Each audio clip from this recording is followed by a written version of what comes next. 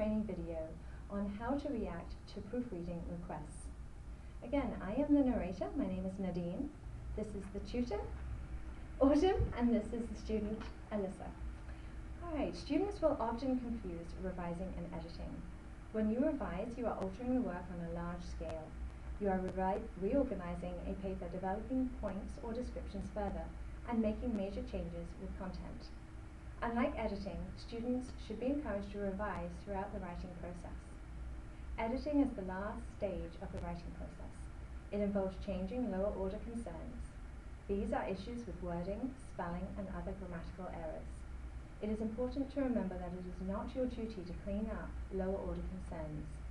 These sorts of sentence level fixes need to come later in the writing process and can be addressed after higher order problems. If there is time for lower order concerns to be brought up, you should let the student try to see the mistakes for his or herself by reading aloud. If a student identifies a lower order error, encourage him or her to look for the same problems in the rest of the paper later and move on to taking care of bigger issues. Now let's take a look at a situation where a writing tutor is being asked to edit a paper. I really don't want to go through my paper by reading it aloud. I only have a few specific questions about editing my final draft. Well, editing's not really what I'm here for, but I guess it would be alright. Okay, I really don't get where I'm supposed to put the comma in this sentence and in this sentence. Alright, well let's stop. I want to show you where the commas would go in this paragraph. Well, what about the second paragraph? Check out this long sentence.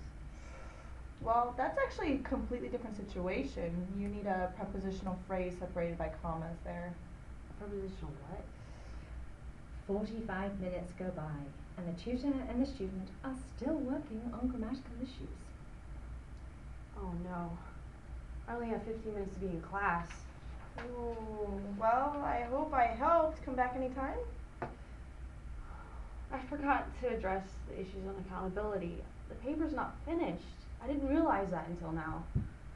In this instance, the student wanted to utilize the tutor as an editor for what she thought was a finished product.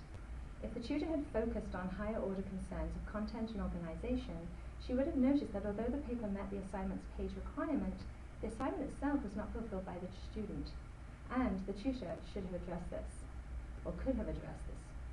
Let's take another look at what the tutor should have done. I really don't want to go through my paper by reading it aloud. I only have a few concerns about the final draft.